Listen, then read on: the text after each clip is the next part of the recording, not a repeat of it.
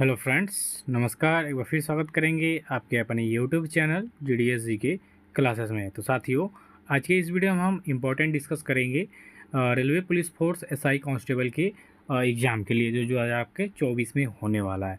तो इसके लिए काफ़ी ज़्यादा इंपॉर्टेंट GK GS की जो सीरीज़ चल रही है, तो ये सीरीज़ कंटिन्यू होगी शाम को 7 बजे। और ये 53 नंबर का सेट आपको दिया जा रहा है। डेली आपका ये चलता है शाम को 7 बजे। तो ये 53 नंबर का सेट आपको दिया जा रहा है। देखिए, लाइव अगर जो टेस्ट देना चाह रहे हैं हमारे साथ, तो आपको कमेंट करना पड़ेगा। कम से कम 10 कमेंट होने चाहिए। तो शाम को 7 बजे आपको लाइव क्लास कर दी जाएगी, ठीक है। तो स्टार्ट करेंगे। वीडियो पसंद है तो लाइक कमेंट शेयर करिएगा, चैनल को सब्सक्राइब करिएगा। पहला क्वेश्चन है कि रत्नावली प्रियदर्शिका नागानंद नाटक किस शासक द्वारा लिखा गया है। तो सबसे पहले समझिए कि रत्नावली प्रियदर्शिका और नागानंद जो नाटक है, ये संस्कृत भाषा में लिखा गया है, ठीक है। किसमें? संस्कृत भाषा में। और ठीक है, ये जिसके द्वारा लिखा गया है, ये शासक थे हर्षवर्धन। हर्षवर्धन के द्वारा लिखा गया है। रत्नावली प्रियदर्शिका नागानंद नाटक आपके हर्षवर्धन द्वारा लिखा गया है। नेक्स्ट क्वेश्चन की बात करेंगे कि सत्यशोधक समाज की स्थापना किसके द्वारा किया गया। तो साथियों, ज्योतिबा फूले के द्वारा ये स्थापना किया जाता है 1873 में शायद, ठीक है। 1873 ईस्वी के करीब में सत्यशोधक समाज की स्थापना की जाती है ज्योतिबा फूले के द्वारा। तो ऑप्शन नंबर यहाँ पे आपका विकल्प ए होगा। नेक्स्ट क्वेश्चन हो जाएगा कि आत्मीय सभा का गठन किसने किया था। ये देखिए काफ़ी ज़्यादा इंपॉर्टेंट होगा आपके एग्जाम की दृष्टि से। तो आत्मीय सभा की बात करेंगे तो इसके जो संस्थापक थे आपके राजा राम मोहन राय जी थे। तो ऑप्शन नंबर डी हो जाएगा इसका सही उत्तर। अगला क्वेश्चन देखिए कि भारत में पुर्तगाली शक्ति का वास्तविक संस्थापक किसे माना जाता है। तो भारत में सबसे पहले पुर्तगाली 1498 में आते हैं। और जो सबसे पहले आया था उसका क्या नाम था दोस्तों? तो वास्को डी गामा।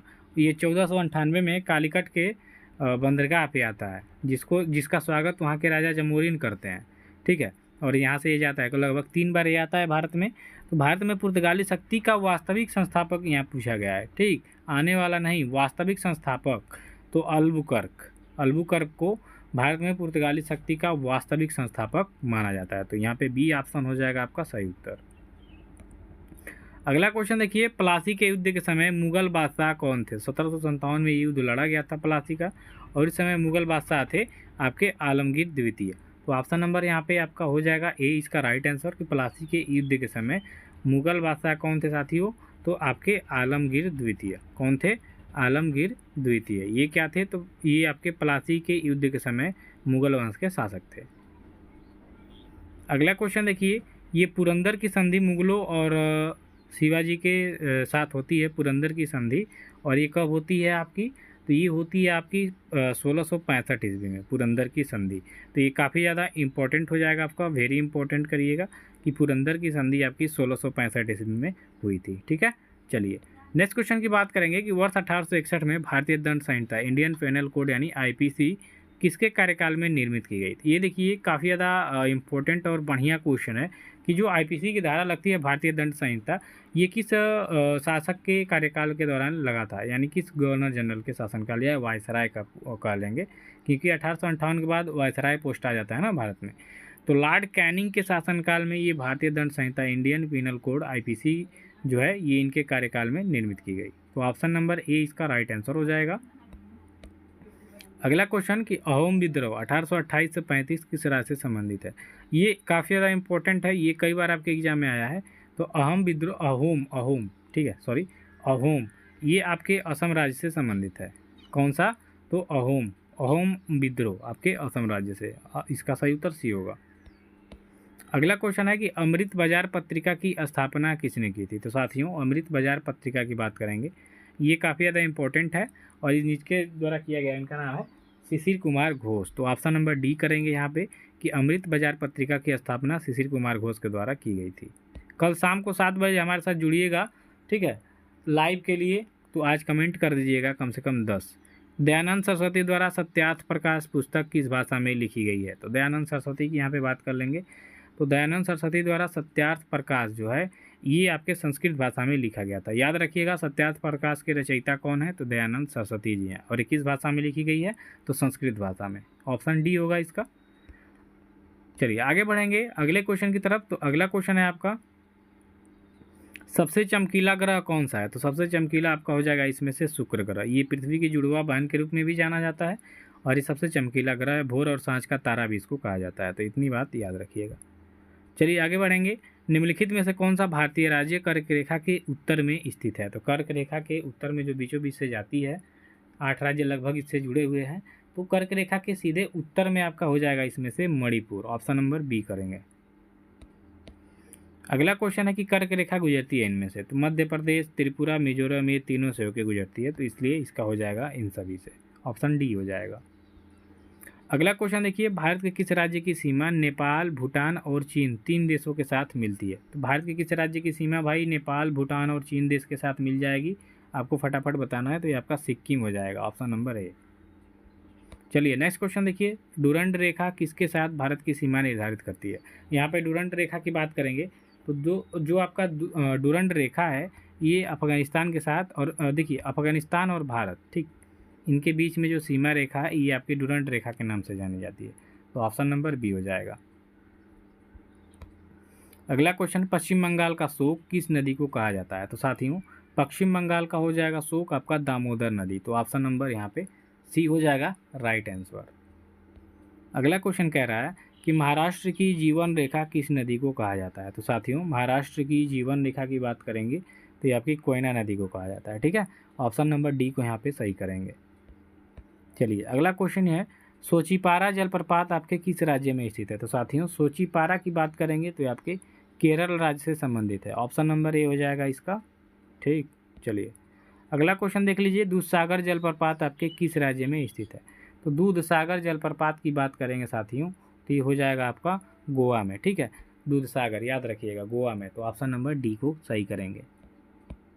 अगला क्वेश्चन देख लेंगे, पंचेत बांध किस राज्य में स्थित है? तो साथियों पंचेत बांध की यहाँ पे बात की गई है तो ये आपके झारखंड राज्य में स्थित है। ऑप्शन नंबर ए हो जाएगा इसका। अगला क्वेश्चन देखिए, सड़क रिसर्च इंस्टीट्यूट कहाँ पर स्थित है? तो सड़क रिसर्च इंस्टीट्यूट की बात कर लेंगे तो ये आपके नई दिल्ली में स्थित है। ऑप्शन नंबर यहाँ पे आपका सी राइट आंसर हो जाएगा। अगला क्वेश्चन क्या कह रहा है, निम्नलिखित में से कौन सा एक जल में घुलनशील विटामिन है? अब यहाँ पे जल में घुलनशील विटामिन आपको बताना है। ठीक है, तो विटामिन बी और सी होते हैं। तो बी यहाँ पे दिया नहीं है, आपका विकल्प में सी दिया हुआ है। तो ऑप्शन नंबर सी हो जाएगा। ठीक है, सी जो है खट्टे फलों में सबसे ज़्यादा पाया जाता है।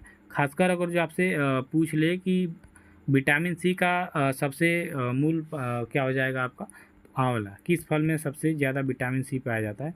तो आंवला में पाया जाता है। या विटामिन सी का सबसे प्रमुख स्रोत कौन सा होता है? तो आपका आंवला हो जाता है। ठीक है, नींबू भी है, संतरा भी है, खट्टे फल हैं, तो ये इसमें जल में घुलनशील विटामिन है। अगला क्वेश्चन है कि पायरिया निम्न में से किसका रोग है? तो पायरिया की बात करेंगे तो ये मसूड़ों से ब्लड आना, मुंह से बदबू आना, ये पायरिया के लक्षण हैं। तो ये हमारे दांत यानी मसूड़ों से संबंधित है। तो ऑप्शन नंबर सी होगा यहाँ पे।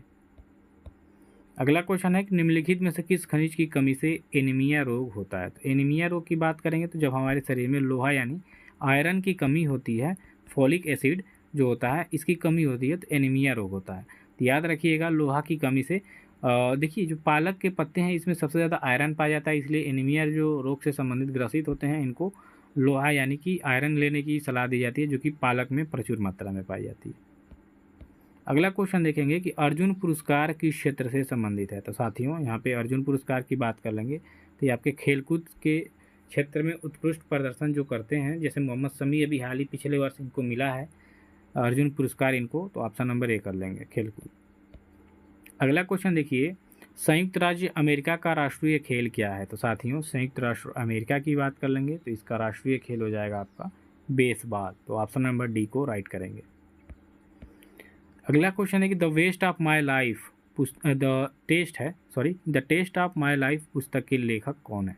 तो the taste of my life पुस्तक के लेखक हैं आपके युवराज सिंह। देखिए कैंसर से उभर के आए थे युवराज सिंह क्रिकेट में। ठीक है, तो ये काफ़ी ज़्यादा चर्चित पर्सन भी हैं और 2024 के T20 वर्ल्ड कप के जो आपका T20 वर्ल्ड कप है इसके ब्रांड एम्बेसडर भी हैं, याद रखिएगा। ठीक है, सचिन तेंदुलकर वनडे विश्व कप 2023 के क्रिकेट के ब्रांड एम्बेसडर थे। ठीक, चलिए अगला क्वेश्चन हो जाएगा यहाँ पे कि ये सुटेबल वाई पुस्तक के लेखक कौन है? तो साथियों सुटेबल वाई के लेखक हो जाएंगे आपके विक्रम सेठ। तो ऑप्शन नंबर ए को राइट करेंगे।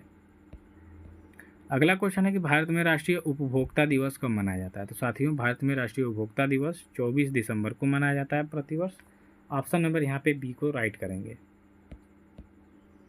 अगला क्वेश्चन है कि कौन सा भोजन तुरंत शक्ति प्रदान करता है। तो तुरंत हमें ऊर्जा के लिए किसका प्रयोग किया जाता है, ग्लूकोज का। जैसे केला लेते हैं, उसमें ग्लूकोज कार्बोहाइड्रेट पाया जाता है जो तुरंत शक्ति प्रदान करता है। तो इसलिए कौन सा भोजन तुरंत शक्ति प्रदान करता है, ग्लूकोज हो जाएगा यहाँ पे ऑप्शन नंबर बी। अगला क्वेश्चन है कि हार्मोन इंसुलिन हमारे शरीर में किस ग्रंथि द्वारा निर्मित होता है।